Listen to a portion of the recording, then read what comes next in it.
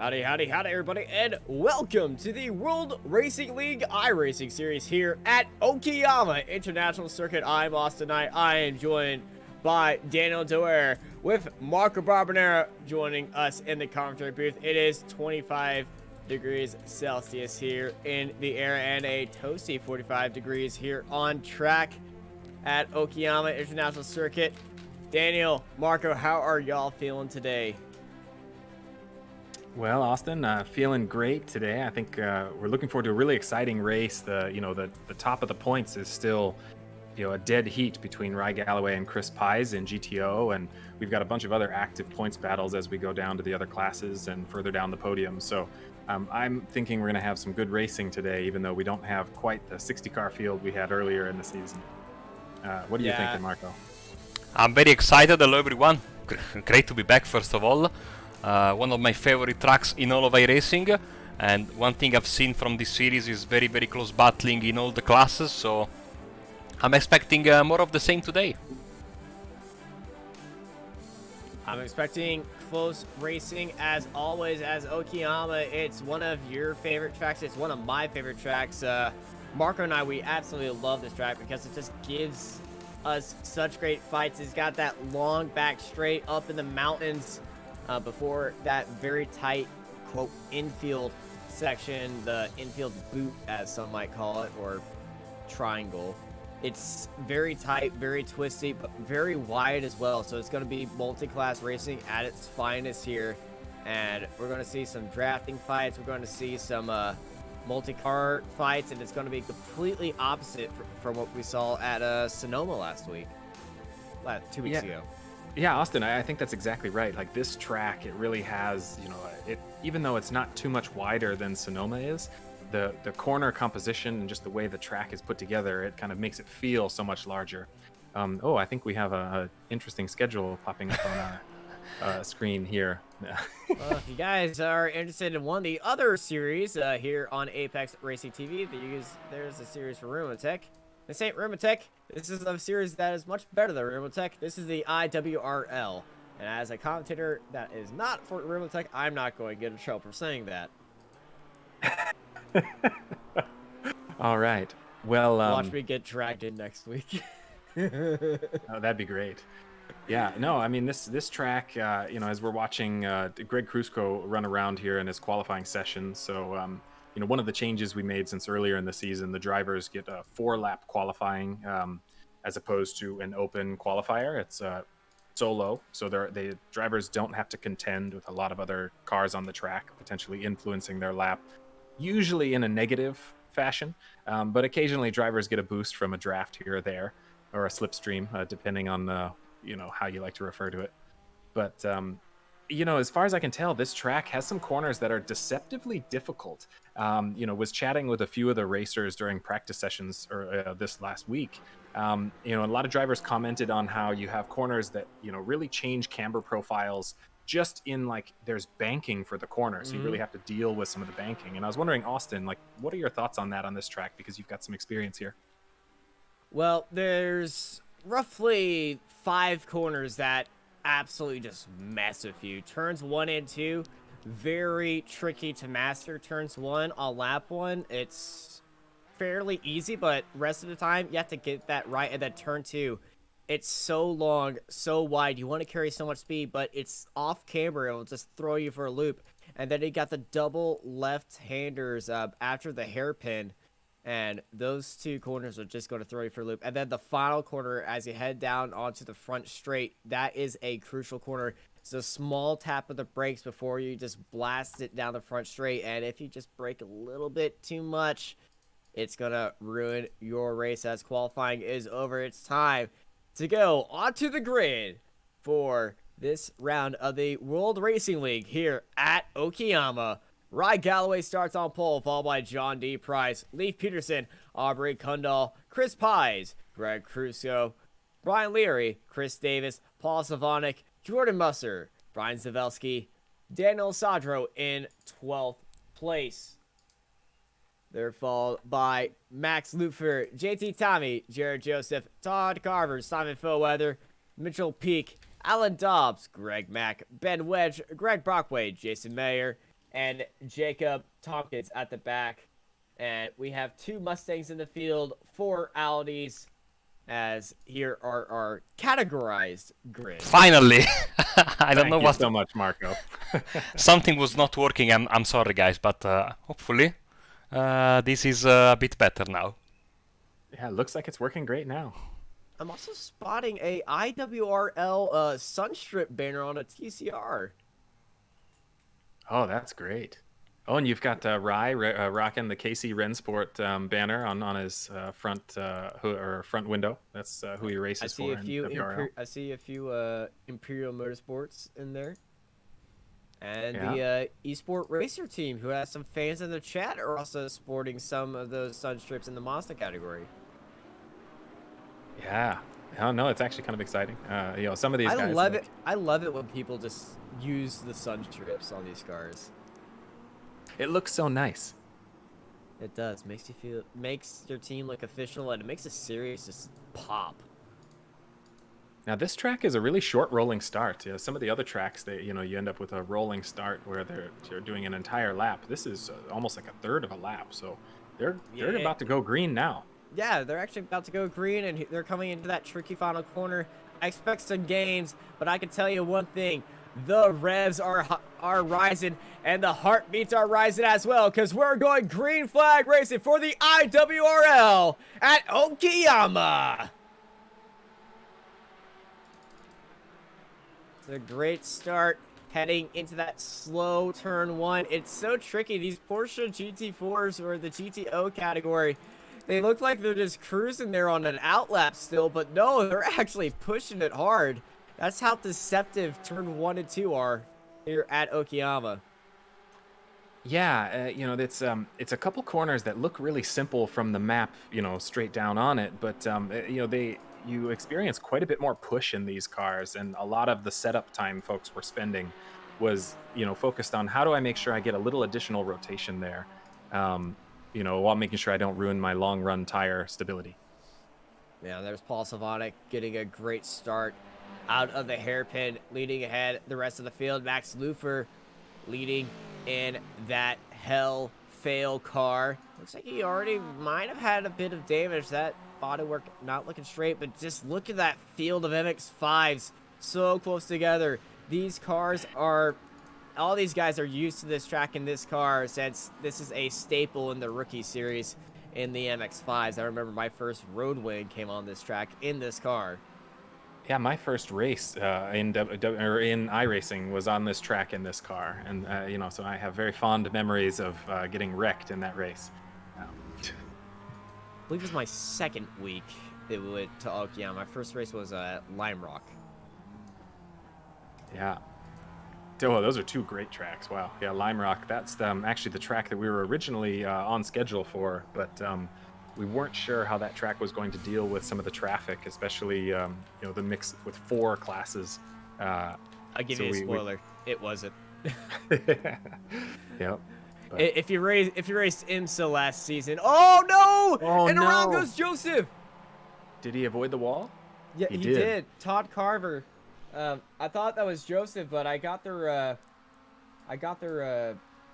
liveries confused, because it's so easy to confuse the 2 teammates. And actually, Jared Joseph is Todd Carver Hello. got a big bite in the back, and you can see the damage already. That back left part of his car. Todd Carver sitting down in 4th. That's a position we're not used to seeing him. And now we can just watch this fight up here for first place in the GP1 category between Slavonic and Musser. Yeah, now these are 2 drivers that really have been, duking it out for quite a few races now. We saw at Sonoma, Jordan Musser was ahead towards the end of the race, but Slavonic had made a tire choice during the pit window to take an extra 2 tires on the front, and it really paid off in the last 3 laps of the race. With as close as these 4 drivers are in terms of pace, I think we're set up for a really exciting race as the time goes on, and pit choices will matter for these guys. Apologies for the colors and class names and everything. I don't know, becoming very gray in the opening portion of the race. Hopefully, all is fixed, and on the top of your screen you can see also the class leaders for each class. And yeah, I mean, hopefully we are all set for this 1 hour event, as these MX-5s are in GP3 are already going at it.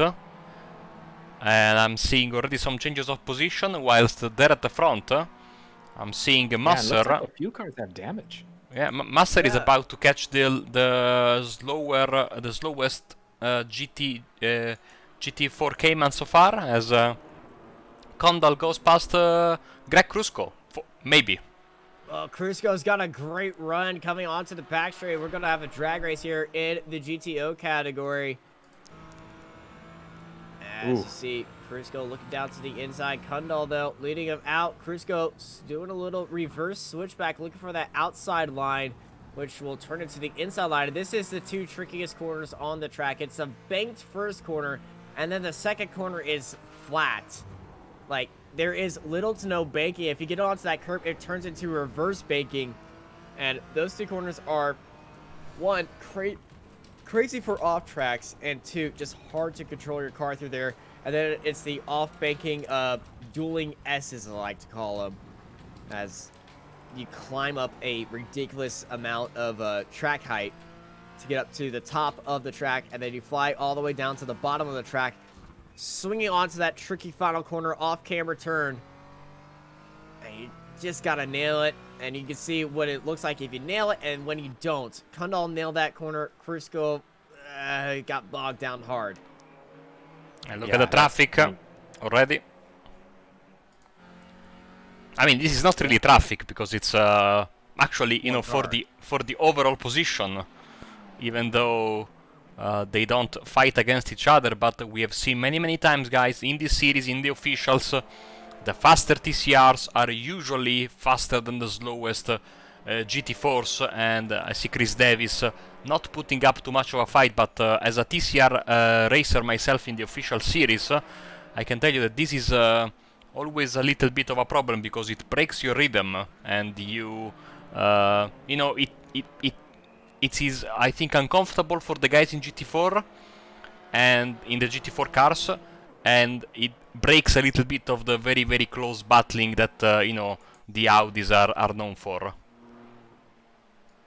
Yeah, these Audis are so close together. They have a very nice package for good old pack racing on a road course. Austin and Marco, I think that's exactly right. And, you know, one of the things that you do see in WRL is you have cars that are, you know, a little bit faster in one part of the track than you know, another car in a separate part of the track. You know, and so in this case, when you compare GP1 to GTO, there are some places where the TCR car looks and feels faster than the GTO car. They carry a little bit more downforce, though they are front drive, and you know, trade off here and there on power delivery. But you know, it's really interesting how these 2 cars have kind of played against each other throughout the season, being that the delta in time between the fast laps of each class are the closest of all 4 of our classes. Absolutely right. You are absolutely right, and I think that especially in the state that the GT4 car is right now, in terms of iRacing, like the way this car is behaving, being the first year on the first season on the service, I think there is still some work to be done on iRacing's part, because this car is, especially in the first few laps, or after you cool your tires too much, is really a tricky beast to tame. Whilst the TCR car, once you get used to the front end drive, which I absolutely love, you are pretty much all set, and the car is, you know, you can do pretty much whatever you want with the TCR car, and also you can do quite a bit of bumping and banging, and if you happen to make a mistake, you just floor the gas pedal, and the car magically gets back on the proper direction most of the times. That's the I'm glad you added the caveat. front wheel drive. That's the wonder of front wheel drive. It's a it saves you. Your right foot kind of saves you, unlike other cars that are rear wheel drive, where there's a term for it that I'm not going to repeat here because it's definitely not safe for work, but it's basically just called the whip throttle. And if you just freak out, you just bang on the throttle and you save yourself. In front wheel drive cars, that's just a enigma the first time you see it. Oh, Oh! Weather into the back of Peak, and Peak gets turned around, and Weather and Peak get hit into each other, and going back into the lead is Todd Carver. And oh my goodness, the GP3 field has been turned on its head again. Let's take a look at that. This is for first place. We're riding on board with Peak, and he just gets a big old smack of Corona. That's the beer, not the you-know-what. And you see, Austin, he was flooring it just like we were saying, but that actually worked against him because he was already, in a pretty big spin, and so he did another. I think he got another bit of helping hand. Let's see. Yes, he did, but you can see here. The didn't help him. Then he got into the grass, and then it just really kicked it off for him. But you can definitely see the car control. He's able to take those zero distance turns, kind of just a flat 180, very, very well there. Yeah, I mean, these guys put a lot of time in the car, especially the front runners. He'll be back. He'll be back, though. He probably won't fix that damage until he stops into the pits. So I'm not sure how much that'll impact him. I don't see a lot of damage. The damage on the back of his car is fairly minimum compared to what Carver has on the back of his car, but the front end of Weather's car is absolutely jacked up. That's going to be hurting his power, and he's got rear end damage as well. So Weather is going to be struggling for speed down the straight, and I won't be surprised if Dobbs and Mac catch up to him when Pete catches up to these guys. I'm sorry to disappoint you, Austin, but that is not Corona beer on that car, by the way. If you look closely. I was trying to save it from the angle. It's using the same font, okay? Yes. I was fooled as well. So I had to take a double look because, You fooled me, Weather. Thank you. We'll have to zoom in for the viewers just to make sure they can see exactly what we're seeing on that car. Oh no, they see it. They see it. Oh, love the slow-mo. Warning, stay back 6 feet. So. Well, he didn't. He definitely did not do that, and now he's spread it to another car, and that car has been beat around so much. He's probably hit everybody in this field. Well, it's created a little separation for Todd. I mean, it doesn't seem like much, but 1.7 seconds, 1.8 seconds is just far enough for Weather to not make it into any of the drafts of Carver, and it gives him a small buffer. A couple mistakes that cost him a tenth of a second or two. Weather's still going to be out of the draft of Carver, so it gives him some room to breathe and really focus on running his race, especially considering there's a really thin Mustang field today, and he doesn't have to fight through the back of the pack in the Mustangs. Yeah, just 2 Mustangs today, and that is Max Lufer and JT Tommy, and both those guys are right in the wall. Hard into the wall is Brian Leary, and that front end of that car, he's going to need some repair. Don't think there was contact. No, that was clean. Yeah, it's just oversteer. This car, this is the trademark of this car, Austin, as you know very well. It's strange because you don't think of GT4 cars as traps sometimes, death traps for you when you are driving around. They are very gentleman-friendly cars, but here on iRacing I think they still have to fine-tune something about this car, because I've driven GT4 cars in other very respected simulators, and this is the only one where these cars try to actively kill you. Yes, the GT4s are very difficult to control, but they are still incredibly fast when they don't see that. But look at this dive for first place, and then a wonderful switchback by Slavonic as Musser and Slavonic still going side by side. Slavonic looking around the outside, nose to tail, wonderfully held around the outside. Paul Slavonic stays in first place.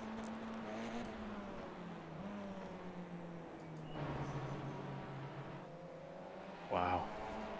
Yeah, this is really exciting. I mean, you got three cars that are still, we're 13 minutes in. It isn't a ton of time, but they're still within a second of each other. So we'll have some good racing. I'm hoping here, knocking on wood. But the GTO class, really, we've started to see the gap grow as we've become accustomed to. Rye Galloway has really been gapping the field early on in the race, and there becomes to be a race. There's a race for that position late. Later, like we saw at Sonoma and like we saw the couple weeks before that. But really, it's given him a lot of room to run clean races. Yeah, the GTO field, after passing the GP3s, they are pretty much in their own air right now to focus on their own race, as the gap between Galloway and Price is a large one by 3 seconds. And looking around the field, the closest fight we have for the lead in any of the classes is the GP1 field between Slavonic and Jordan Musser. And I must say something. Musser, for being somebody who's hopped in only 5 rounds into this season, he's sitting in fourth right now. And Paul Slavonic is leading the series with 87 points. He's putting on a fantastic show these last 5 races. He really is. Was Mr. Dobbs. Somehow threaded the needle through there.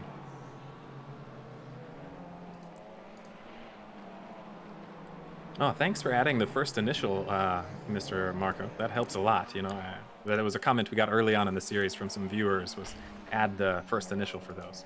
And we should also have the Freedom units coming up in just a second. We're in Japan. You're on it. You're on it, man. No, I'm not. I saved. I think I forgot to save everything last time around, and this is very disappointing. Let's see. Oh, there they are. Perfect. Good old miles an hour. And the most. Ooh, look at him fight through the Mazdas here. That was smooth. Yeah. That was a smooth move by Slavonic, and he's carving through there much easier than Musser, and he's going to actually pull away from Musser. As I was expecting that, but Musser's going to have a harder time onto the brakes here. But Slavonic, Musser, and Zavelski, your top 3, starting to show some separation from Sadro. Well, and that's one thing we've seen all season between Slavonic and Musser here, is that, Musser, his driving style really emphasizes the corner entry speed. So he's a little harder on the brakes, a little harder on the front tires. And Paul Slavonic, both in, commentary and what he's provided, as Slavonic loses it a little bit in the corner, he tends to get on brakes a little bit early, try and carry the, velocity through the corner, but really emphasizes his throttle on point. So seeing the two battle, they really battle in a very interesting way. It's a very prolonged dance these two do than a battle. I guess that's pretty fair. You've got, you can see Musser charging up in the entry of the corners, and, we're on the back of Paul Slavonic's car here, and you can see him kind of pull away on the corner exit.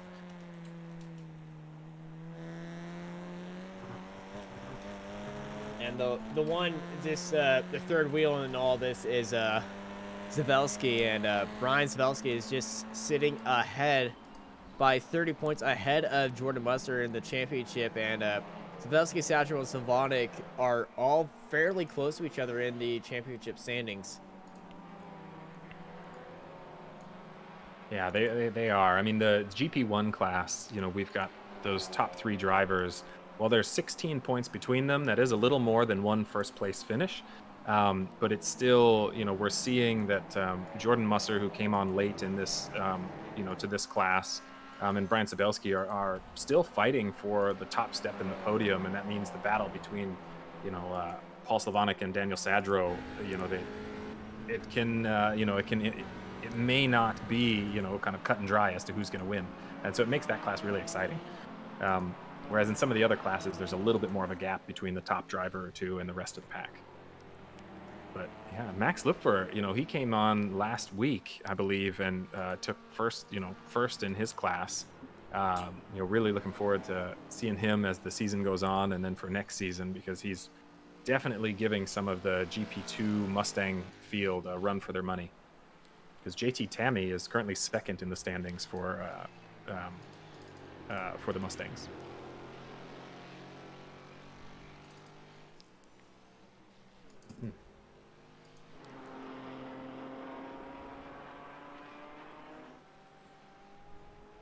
switch back to the overall lead of Rod Galloway.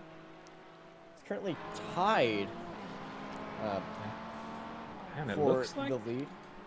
yeah, I mean, it looks like John Price is, the gap to John Price is kind of closed in a little bit. It hasn't expanded, in a couple of those other races we saw 10, 15-second leads from Galloway to the next driver. Yeah, this is a lot closer than we're used to seeing in the GTO category.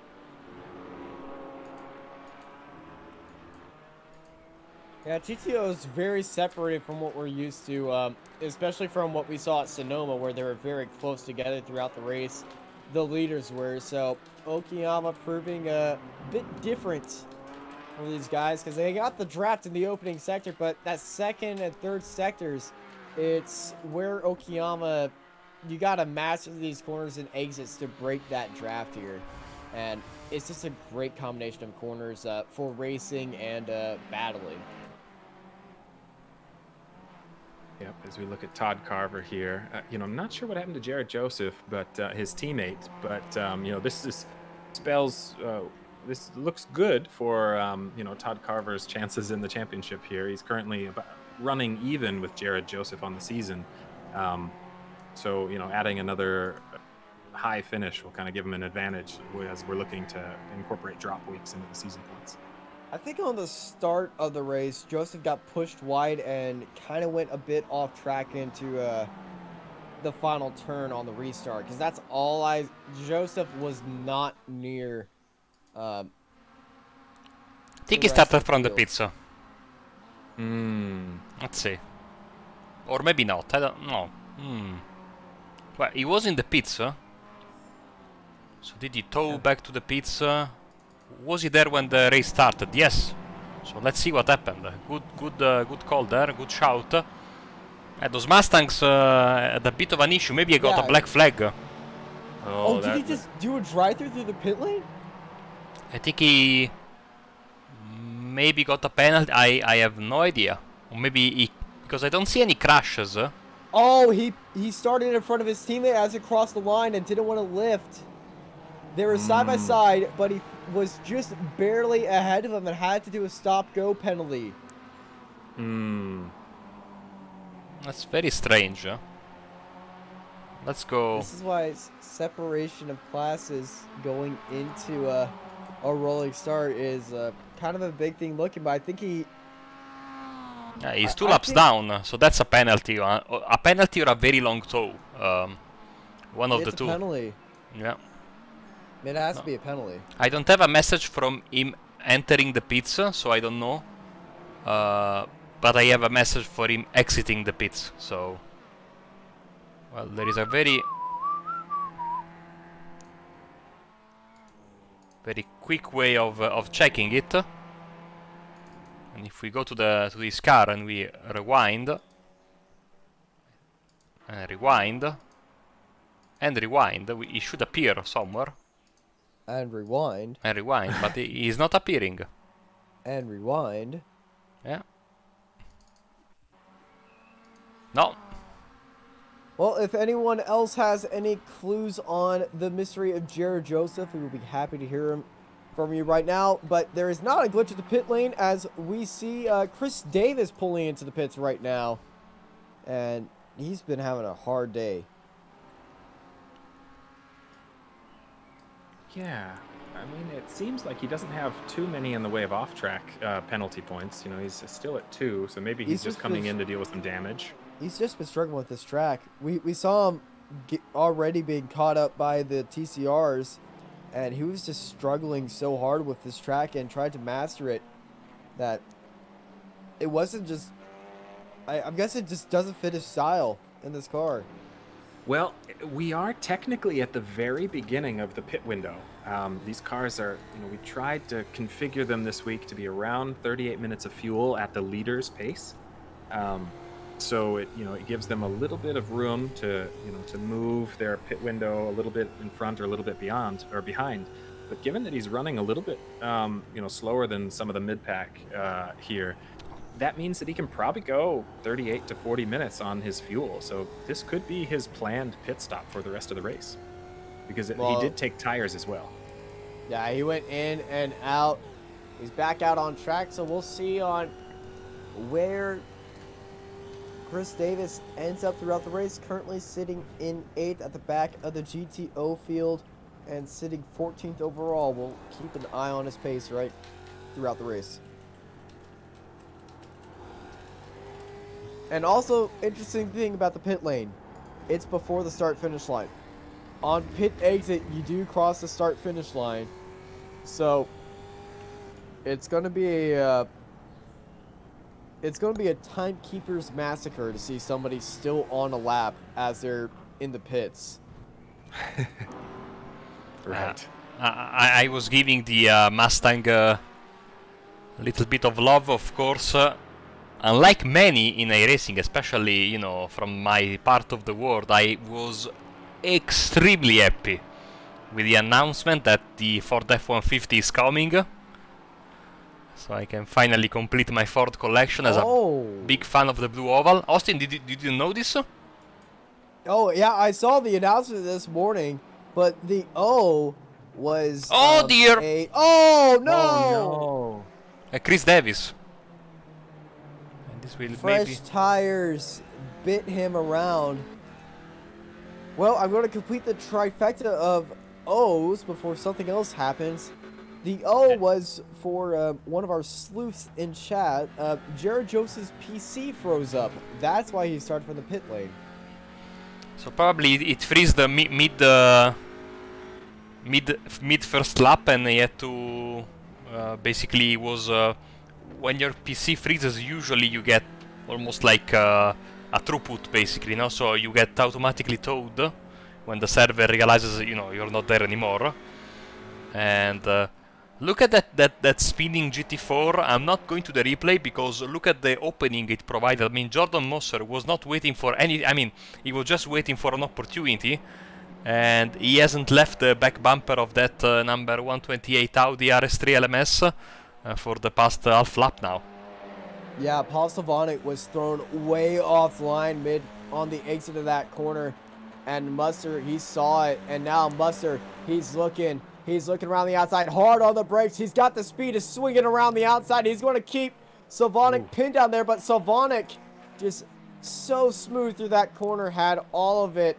And Mustard, a little bit too much mustard on the brakes, and he went a bit wider than he wanted to. Okay, we will mute Austin for the next 5 minutes after this unfathomably bad pun. That wasn't a pun, that just happened.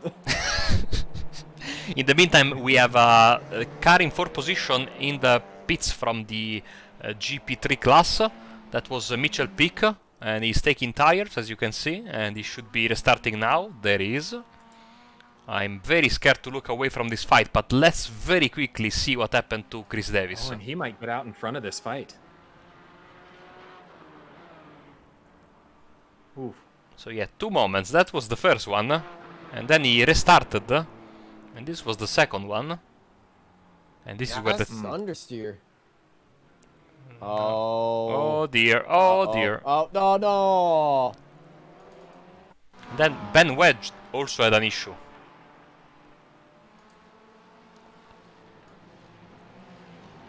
Oh! That's a giant lockup.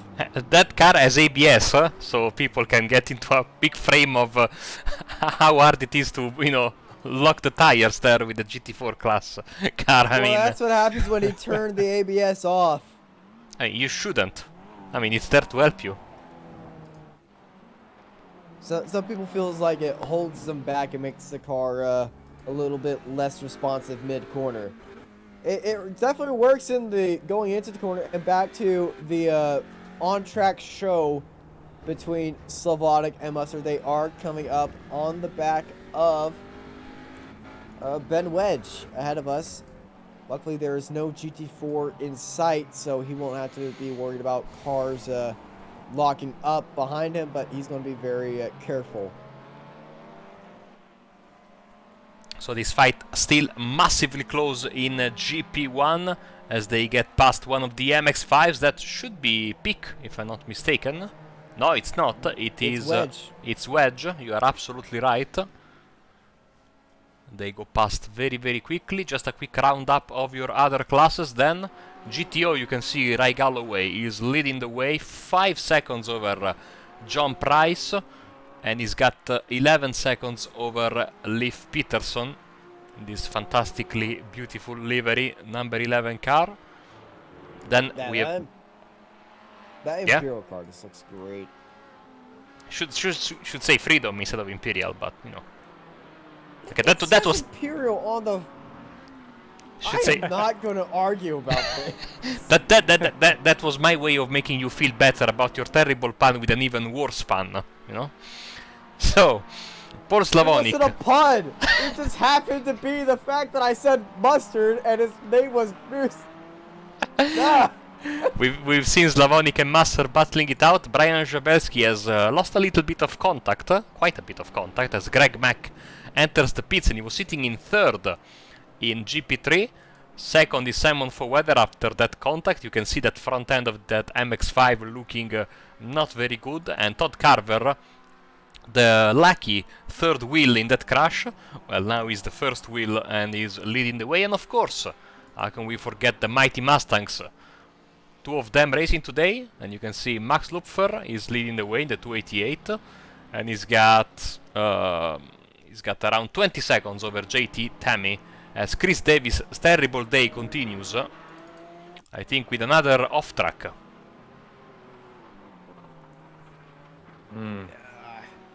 Double left-hander, it's so tricky. Yeah, this track can be a little bit rough on those kind of days. And there's another one. I think one of those two corners is called the Revolver, but I will have to check on that. Well, certainly in one of those corners, he certainly did go for a certain revolution. That was the pun.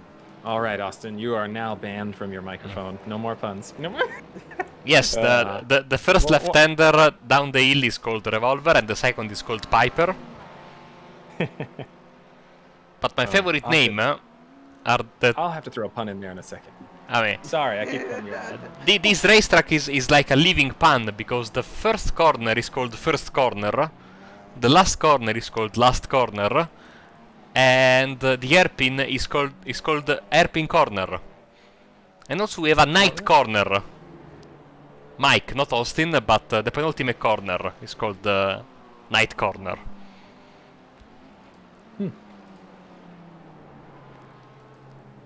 So one thing that's happening here as we're chatting is Ry Galloway is now set to, he'll be lapping the back of the GTO class here, and within the next lap or two, it seems. Probably this lap. But that is interesting because we don't have nearly as much traffic as before, so he's been able to get around the track quite a bit faster than in some of the other races here. But I think he'll start having to deal with faster and faster traffic. We'll see if it slows him down and gives John Price a little bit of time to catch up. So Chris Davis is just in front of him, as you were rightfully pointing it out, Daniel, and Brian Leary is not that far away. So, and also, finally, the color-coded track map, you can see that he's coming up also on the the rear end of the GP3 class as well. That is Ben Wedge taking the first corner right now. So at least there is this, silver lining of having a little bit less cars, even though we still have 23 cars running around. As I'm afraid that Jared Joseph, he's still racing, but he's still racing. He's still 2 laps down. Jacob Tompkins isn't racing. Yeah, Jacob Tompkins is out, and he's been out for the past 11 laps. Therefore, I would say that his day is done. Yeah, that's our only retirement, which is kind of an achievement, because we really don't. We rarely see cars. Most of the field make it halfway through this race. I remember at Sonoma. Oh my goodness, that pit lane was busy last week. It was indeed. It was. Yeah, this track is interesting in that it has some corners where you have to deal with push, and you know, like turn 1 and turn 2, you're really fighting the front end of the car. There's a couple other places where you might, like the last corner as well. I'm going to use that corner name because it's so great. But yeah, as we see Paul Slavonic go from turn 1 entering turn 2 here, you know, both of these corners, they're just a little bit deceptive as to, you know, where you want to make your, you know, set your apex and kind of roll back on throttle. But then, you know, you've got another set of corners that you're really worried about rear end traction, trying to make sure you keep the car under you. You know, right here is a great example. In some of the rear drive cars, it's real easy to lose the rear end on entry because it's a little bit downhill on entry, you know, on corner entry. So as you come over that crest, you know, the rear does get a little bit light. And my favorite, since we're on corner naming schemes, I really have to say the best names for corners has to be Coda. It's just very, very well thought out corner names. Coda has 1, 2, 3, 4, 5, 6, 7, 8, 9, 10, 11, 12, 13, 14, 15, 16, 17, 18, 19, 20, and 21 if you're IndyCar. No, you know, from chat, we got Brennan Huron mentioned that Lime Rock has the left-hander, the right-hander, no name straight, uphill and downhill as corner names. Oh! No, that's Greg Crusco. Cold tires. Going around, those cold tires around turn 2 will just snap at you and bite you hard. Another. That's why I said. That's what I was saying at the start of this race. Turn 2 is so tricky. You know, another thing that this track is quite unique, and how old this scan is, you can see maybe behind the catch fence there are actually cigarette sponsors above the pits. What? Yes! There's Galois and... oh, sorry, Gitan and Marlboro. Unbelievable. I knew I'd seen that before. Wow, and this battle is still underway. I mean, we're 35 minutes in, 22 laps in, and there's only 0.8 of a second between these two drivers. Price in the pits. Yep, Price is in the pits. And what are the pit times looking like right here?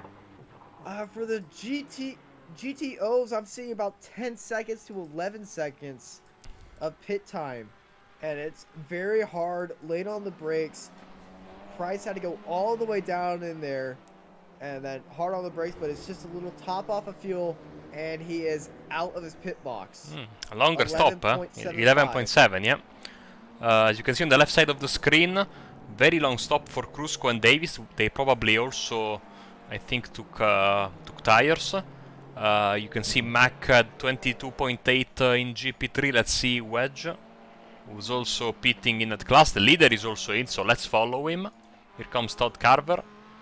Try to get back in the lead after getting smashed and banged around, but he's gone into the pits while into the lead, going to look for some damage repair, but he managed to get back into the lead before Faux Weather went into the lead. Faux Weather went into the pits. Faux Weather is still going around. Clearly see above these MX-5s the Gitan and Marlboro signs, so I don't know how that is still in the game, because I think forget how long how old this scan is, because this is one of the first tracks that iRacing has scanned, but I can remember cigarette advertising being banned for decades. I believe in NASCAR Racing 2003 there is no reference to Winston. No. I won't. I mean, hopefully they keep it there, because it's in my local track of Vallelunga there is actually a wall that is so ancient that if you look closely you can still see the shadows of an 80s Marlboro logo with the F1 car and the triangle sign, basically. You can see the shadow of the sponsor that was there, so they are relics of older, more maybe rough around the edges motorsport, which we all miss a bit of that, just a bit. There is talks of it might return to IndyCar in the near future if a deal goes through with Ferrari. Okay, there'll be no overcut or undercut. They're on the same strategy. That was very close, huh? Very tricky up on corner entry. You saw his car dip to the right. Don't think he was flirting with disaster just a little bit, but might have been a bit too close to the pit speed limit. So leaders sitting in the pay stop, and now the crews getting paid for all their money right now. They're nose to tail, and coming out of the lead is Slavonic, but if you look at the times, Musser had a quicker stop. Yeah, by 4/10 of a second. And these drivers were separated by 8/10 before that. So, but Jordan took a little bit too long in the pits. Even though his stop was 4/10 faster, his in pit box time, he spent almost a half second longer in the pit. So, not sure what he did differently, but that definitely hurt him here. Yeah, there you see, 45.8 against 46.3. That's a very good catch. That is cone to cone as Kandal goes in.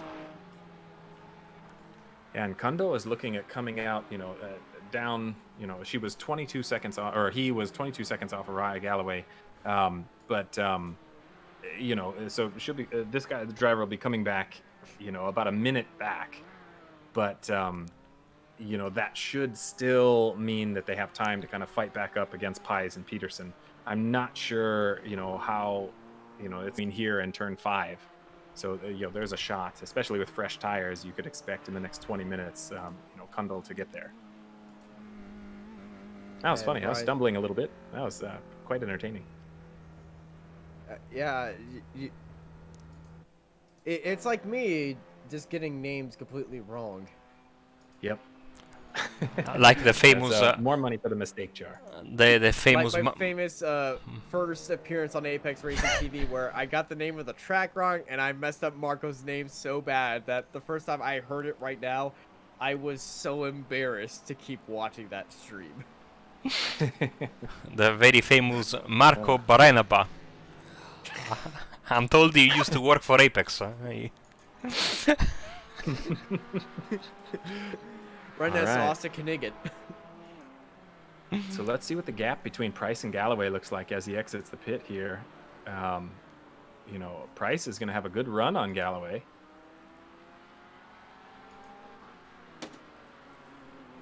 Bit of traffic, maybe slowing his progression down, but as you can see, 4.6 seconds. Maybe let's make it 4.3, 4.2 as the gap adjusts. 4.1. Now it will stabilize after it is, taking into account the different speeds coming out of pit road. We can compare the pit stop times, and you can see Price had a much quicker stop, 2.3 seconds, all things considered. Maybe a little bit less of fuel, maybe a little bit of a quick entry, maybe a little bit more on the limiter, as our GP2 leader is in the pits.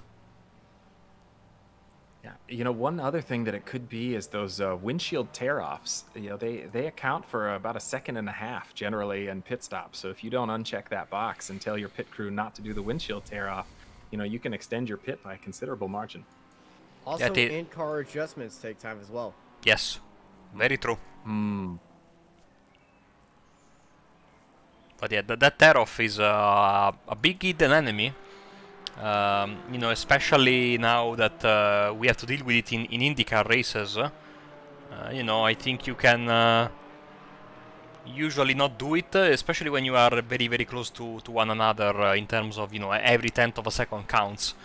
You could really, really, go without doing it, as in the meantime, Slavonic has left Musser in a cloud of dust, 3.6 seconds. Let's see the comparison of the last few laps and see very big gain in lap 25. He's lost he's gained a second on him. Yeah. Maybe some traffic, probably. They're in clear air. I don't see any traffic. Where that traffic could come from? Maybe. Well, they did have to run through that pack there because they came out in 3rd and 4th in class, and so they had to both pass Daniel Sadro and Brian Sabelski. It seems quite likely that we must have missed their, Musser must have caught them at just the wrong time. They were in the pits. They were coming out of the pits, probably.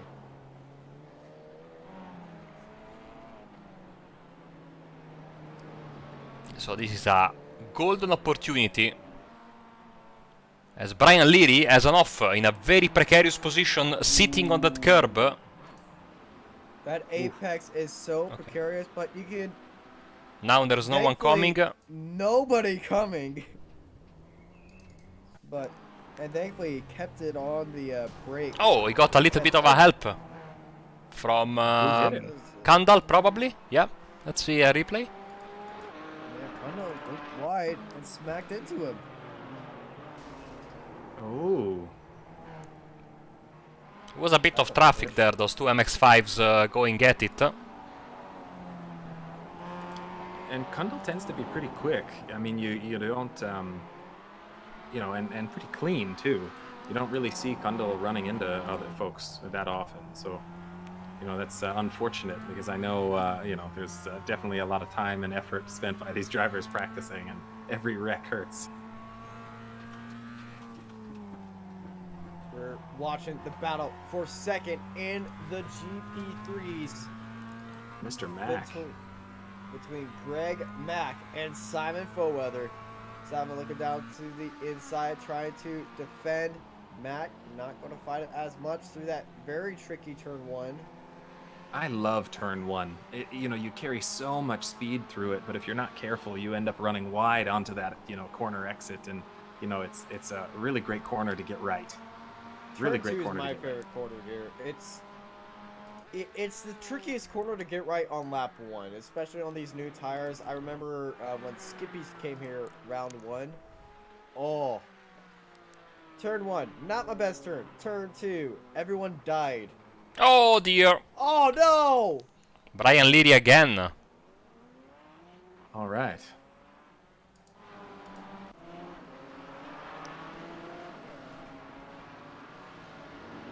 Looking at the esport racer of Greg Mack. Car's been a bit dirtier. Looks like he's just been sitting behind most of the other cars and picking up some debris with a few off tracks. And you could see the brakes glow hard under braking there. It's one of my favorite parts of the Miata model, is that it makes it really easy to see the brake glow. To get a very nice slow motion shot of these glowing brakes. Especially the rears, you can really see them. Yep.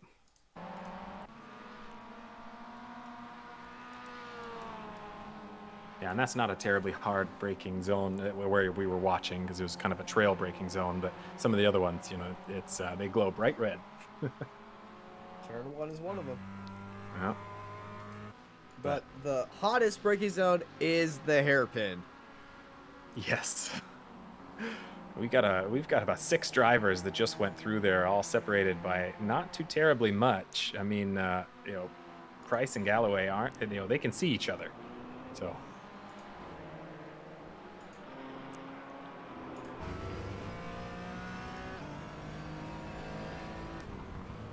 We'll see how Price deals with traffic as he comes through the infield here. You know, this little left-right complex coming up the hill, you know, it's pretty easy to lose the rear of the car as you crest here.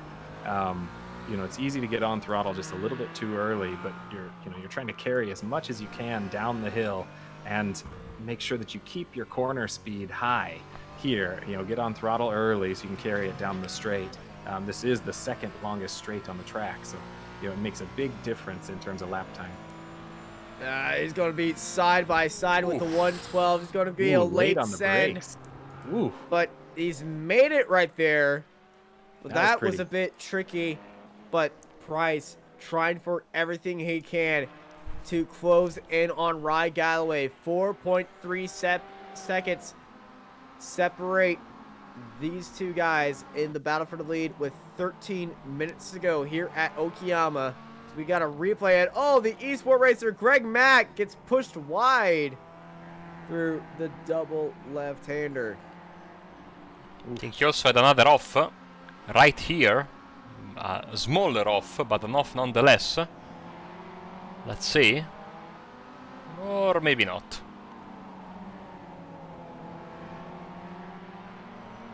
He's still on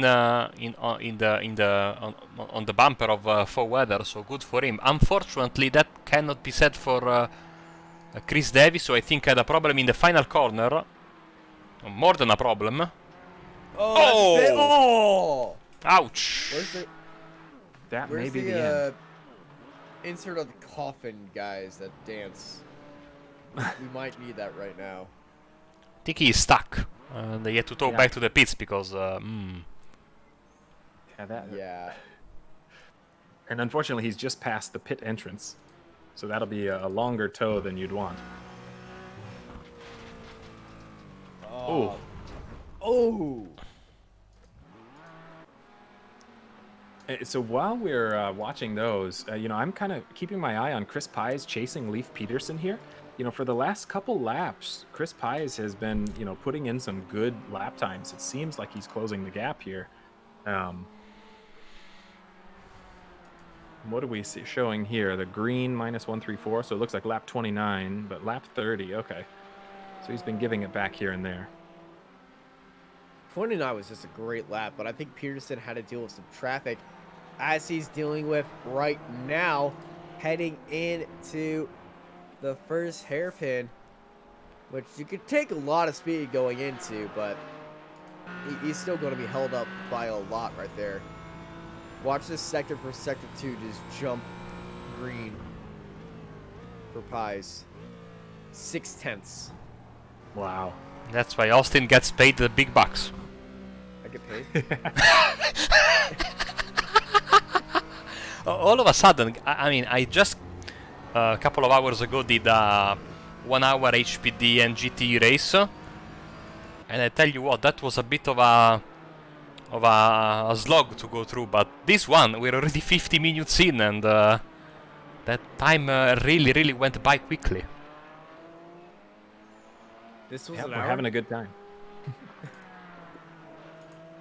Let's see. This race has had everything. This broadcast has had everything.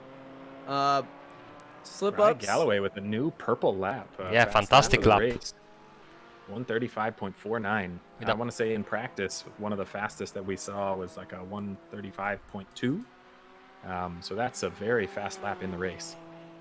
As we take a look at our current purple lap times, you're probably wondering where the purple lap time is for the GP3s. Well, that actually belongs to a Jared Joseph, I believe.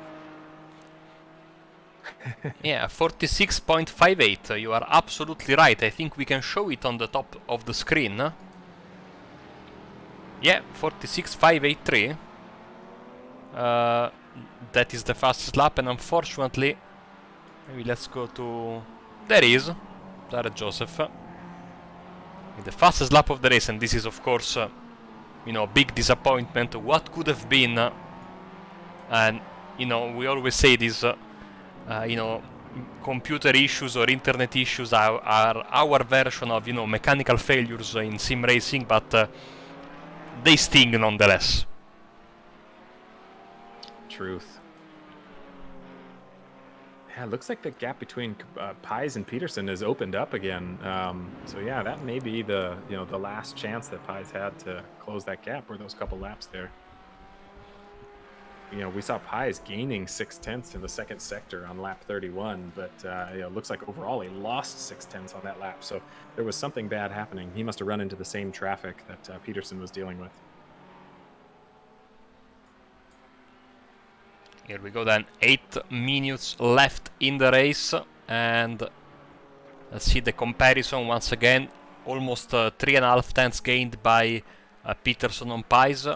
Slavonic has checked out in these last 3 laps. Look at that, half a second, 6 tenths of a second and 2 tenths and a half over Musser. You can see certainly getting traffic in a favorable spot is the GP1 leader. I think for Musser hits them all in the corner. Yeah, and also they are there's also an MX-5 there, so they will slowing down considerably. And there we go. That's one. But as you can see from the track map there, he has got I think 2-3 cars in front of him, between himself and the class leader. That is our overall race leader, as you can see. I was hoping he might be able to follow him through some of that traffic, but you know, it looks like he's just catching it all at the wrong time. You can see at every apex there's a car that he has to pass. You know, really narrowing out his corners. Jason Mayer with a little bit of a moment. The track is not on the right side there, I can tell you from experience. Yeah, that's a different kind of Code Brown moment. That's yes, you're headed straight to a wall down a straightaway. As Austin Knight's house is under attack from a thunderstorm, therefore he is out for the night. Thankfully there is 2 of us left here, so unless I'm gonna miss him. I like his I like some of his fun jokes and his puns. you know, unless my neighbors start to call the police on me, given that I'm broadcasting with the window open because it's summer and it's very very hot in here. Hopefully you won't be left alone, Daniel, to call these final few minutes. Well, I think we might be able to make it through. But yeah, it looks like both Galloway and Slavonic are just kind of monitoring their gaps and taking it easy here. Nothing crazy going on. Yeah, they are together. The same shot. Who are you missing?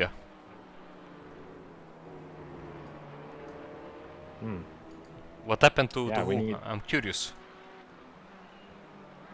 Oh, I was going to say, it looked like something happened to Price. The gap, I thought, was 4 seconds to Galloway, just even at the beginning of this lap. Yeah.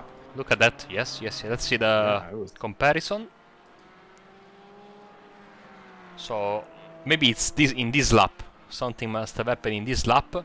I don't see any off-track on the event viewer. No, maybe some very, very unlucky traffic. Let's see. Yeah, we'll see when they cross here, because it looks like, that gap just shot up tremendously.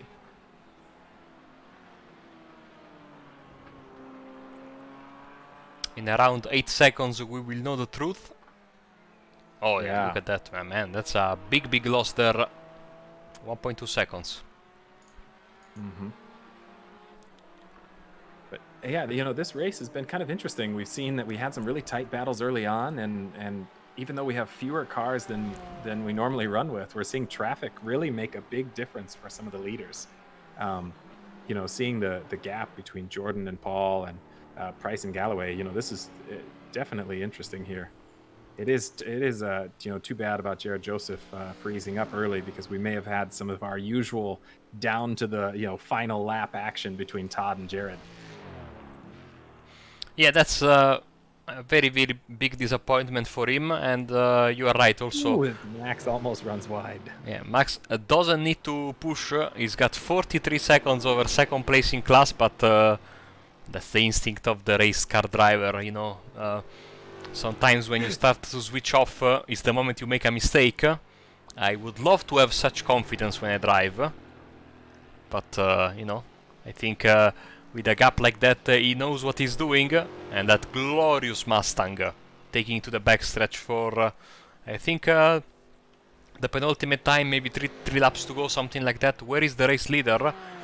So he crosses the start-finish line now, and looks like we'll get 3 more laps. Yeah, he's lapping in the 35s.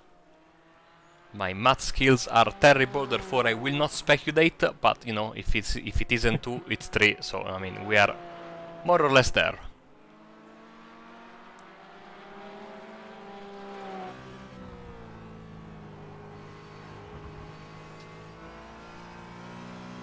Yeah, and so coming out of turn 2 here, you really, you run through this little bit of a rhythm section. It's pretty much a straightaway, catches people out when they're not paying attention. But you come into this really hard braking zone downhill here, and that's a place where it's like you see a lot of guys lose the car on entry, because on exit, you're running uphill, you get all of that extra grip. And so, that corner, we saw a couple drivers out there earlier in the race. It's one of the corners that's rather fun on this track. Not my favorite, but it's really fun to work at. But yeah, look at that. Look at Musser. He's just as fast as Greg in a lot of these corners here. But as a TCR driver, I am hoping that maybe for next season in iRacing, which is coming in 2-3 weeks time we get some sort of a standalone TCR series. Again, it's not the GT4 driver's fault, because also in real life in the pilot challenge you see GT4 and TCRs, like we say in Italy, they are stomping each other's feet basically, and that really the tracks from both battles, because again, it's very uncomfortable for the slower GT4 drivers who have no fault other than being slow, but that's not really a fault. It's just your rhythm. And the TCR, of course, they are known for their very close, tight kind of racing, and it gets inevitably interrupted by some of the stranded GT4s or slower GT4s that have to make their way back through the field if they speed in the first few corners, or they just cannot keep up with the race leader. So that being said, this Cayman is a lovely car. Hopefully iRacing fixes it just a bit more to make it a little bit less treacherous for the upcoming season, because it's a car I would really love to drive, despite being front-wheel drive aficionado. But it's really a car that I love in other simulators, and I really love in iRacing as well. As Galloway should get the white flag in just a few seconds. Yeah, now what he has room actually to slow down, to try and make it so that he takes the checker here. Depends how he's feeling. iRacing usually counts the white flag on the previous lap as to avoid the games, and as you can see, white flag right now. So he got the white flag with 1 second to go, but even if he slowed down, knowing iRacing, basically, yeah, the previous lap, iRacing already decides if you get the white flag or not. So to avoid any kind of shenanigans, and this is always very, very entertaining in the Le Mans Series races, where these guys fuel their LMP1s and GTs to the limit to get the most performance. Then maybe you get the white flag at the last possible second, and you see people, at Le Mans, Road America, these longer tracks, having to park the car. Especially Road America is my favorite, because if you run out of fuel there, the front stretch is going up the hill, so you you need to opt for someone that pushes you, because otherwise you stay there. Yeah, we've definitely had that experience, running out of fuel, coming around the last corner on a track and rolling down across the finish line. It's it feels good to get it right. I'm hoping I don't have to feel what it's like to get it wrong. This will be the checkered flag then for Ry Galloway. Dominant performance, and he is about to bring home a fantastic victory in Okayama. Yeah, start to finish lead. I mean, that's that was definitely a very great performance that he put on. Let's see, the closest class leader should be Paul Slavonic in GP1. Oh, Galloway got the fastest lap of the race for good measure on the final lap, 35.1. Wow, that's a very fast lap. He had all open track, so that was wow, that was pretty wicked. And now we should have the GP3 leader coming through. Yeah, Todd Carver, it was a little bit more of a checked out race for him than we were expecting. After he regained the lead, he lost it early on in that little bit of a moment he had. But yeah, interesting to see him fight through it and make it back to the top. And last but not least, here he comes in this glorious Mustang. Sorry if it transpires that I'm a Ford fanatic, but this glorious Mustang. They sound great. I'll give you that. They do sound spectacular, especially from the in-car. And let's go there then to see Max celebrate his class victory. Congratulations.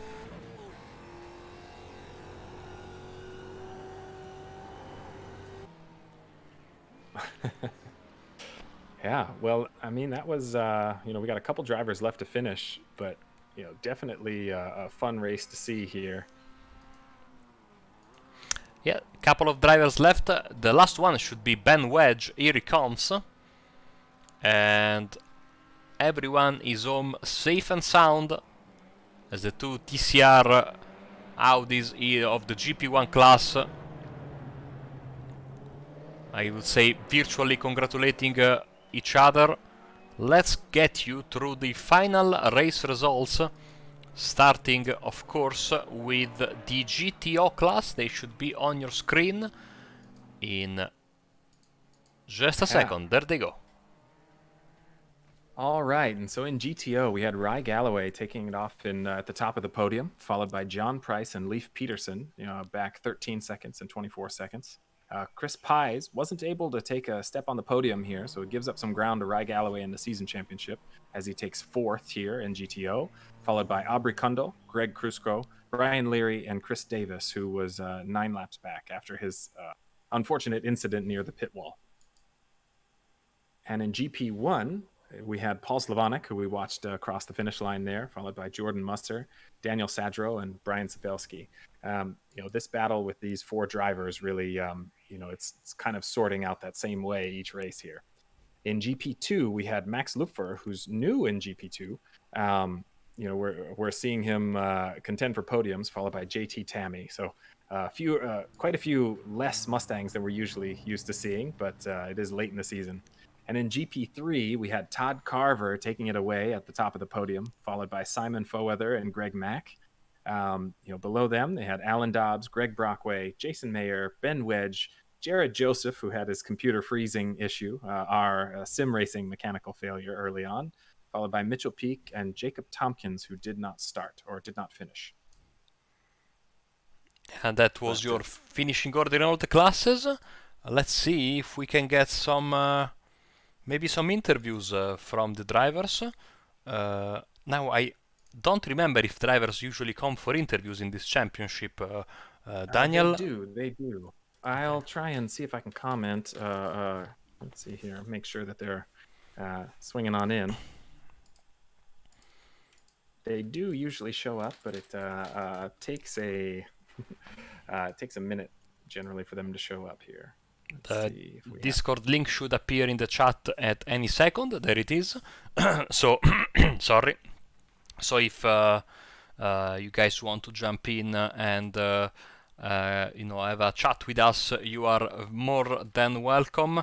So I think we have one already, very very quickly, and Daniel is standing by with our TCR. GP1 class winner, Paul Slavonik. All right, Paul. Congratulations. Looks like you had a real tough battle for the first 2/3 of the race, and you got a chance to take a little breather towards the end there. How you feeling? And I said this to Jordan after it was done, and I'm absolutely smoked. That was a pretty really fun race. He really brought it this time, and I knew this track was going to be tough to get away from him at because there's so many straights. But yeah, like you said, the first 2/3, a lot of fun. Traffic played not a huge part. We're missing a lot of the GT4 cars, but I think that really cleaned things up a little bit. But still, it's just so much fun out there. Yeah, I mean, it looked like you guys were having a blast. We saw you carving through some traffic pretty smoothly. I know with the thinner field, how did you feel about, your experience with traffic here? I know you mentioned some of the slower GT4s. Yeah, overall, just being able to predict everyone, and I think that really played a part in it, is going through the first few sections. Everyone, for the most part, held their line, and it made predicting where they were going to go a lot easier. And of course, during the tense moments, I'm kind of looking in my rearview mirror and driving forward to see where Jordan is through the traffic and whatnot. So I definitely made a few mistakes, but I think I was paying a little too much attention to what was going on behind me a few times. But overall, I think for the most part, the traffic, because of the lighter field, I think we're about like half to what we were last time. Yeah, overall, I think it was a good experience. Yeah, and you mentioned you were paying a little bit of attention to what was happening around you. I mean, we saw Jordan Musser was within 3/10, 4/10 of you for a good portion of the race. What are the things that you do to kind of keep your focus and really make sure that you're hitting your marks and finishing the lap that you wanted? Really, I try just to take it easy. I try to not brake too hard and just drive the car like I would a momentum car. So I don't really push it too hard. Just slow in, try to do the old classic slow in, fast out. And I think it really pays dividends with this car. I think early on Jordan is a lot faster than me, and there were a few times where he was showing himself in the mirrors and presenting as like he was going to pass me. One time I didn't let him go, but at the same time it's like there's no sense in blocking him because I know he's so much faster. Um, so I think that's really where the strategy plays in with this car is to either try to play the even game like what I try to do, just to kind of be as consistent as possible throughout the race. But you do have the option to push pretty hard early on with the car. So it really depends on what kind of game you're playing and where you are in the field and how things are looking. Yeah, well, I think you said that about as, exactly right. I couldn't agree more. So, before we let you go, do you have anyone you want to thank or anyone to give a shout out to? Well, I'm going to give a shout out to you for making sure the league is organized and making sure we didn't have a standing start today, which would have been a mess. But overall, the WRL and Steve Ray for all the work he does for this as well, and for you guys for putting on a good show. Yeah, well, thanks again. Well, it's great to have you, and wishing you some good luck next week. All right, thank you very much. All right, Marco. And who do we have next? I think we have our GP3 winner. Should be with us, standing with you again. It's Todd Carver. Hey guys, how are you? Hey, how's it going, Todd? Not too bad. Not too bad. That was a race of we wanted it to go a little different than that, that's for sure. But it was a fun race.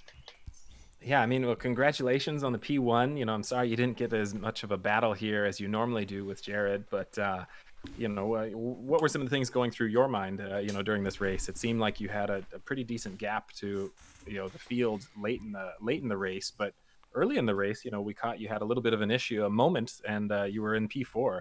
What was going through your mind? So when Jared got disconnected, it distracted me for a slight second, and so I half looped it on the last corner, and then Simon and Mitchell and Alan got by, and so I was really kind of looking forward to a good race up front and kind of reset the pack there for a little bit. And then they had their incident. I haven't seen it yet, and just tried to maintain a steady pace and just kind of slowly pull away and just kind of maintain that gap. Yeah, I think that makes a lot of sense. I guess when you were having that moment, it seems like these Mazdas, we've seen a lot of guys when they lose the car, they end up in the wall. But what are the things that you're doing differently? Because you don't have moments very often, but when you do, you tend to recover nearly all of them. What are some of the keys to really driving this car fast and on the edge like that? Well, for one, I mean, saving it is, if you don't know about the iRacing 2-foot smash, it's kind of a physics broken thing, and you just kind of smash the brake and the gas, and it'll straighten itself out when you have a wreck. The other thing is to just walk up to that speed and try to find that line where you can tiptoe back and forth and learn the edge of the car. You can't just jump off into it because you'll be doing loops more than you're doing laps. Yeah, sounds about right. That might be what I'm like on track, Mr. Todd. Well, before we let you go, do you have anyone you want to thank or any shout outs you want to give? Of course, I think this was Jared's race to defend.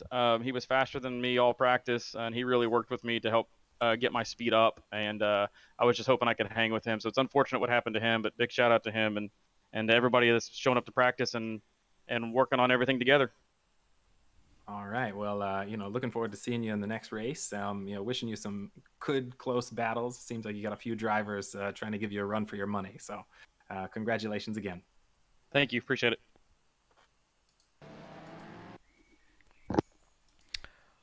Very nice, and I am not seeing anyone else. Out of interviewers. Yes, I think we're out of interviews, and I was taking a very, very quick peek at what's coming up. And unless I'm very much mistaken, on the 3rd of June for me, but on the 2nd of June for you guys in North America, I guess we're heading for Daytona. Is that correct? That is correct. We're mirroring the WRL schedule, and WRL is going to Daytona early in June. We're trying to give drivers an extra chance to practice for the Daytona road course. Really exciting racing we should expect there as drivers go from 170 miles an hour coming into turn one down to 60. So we should see some really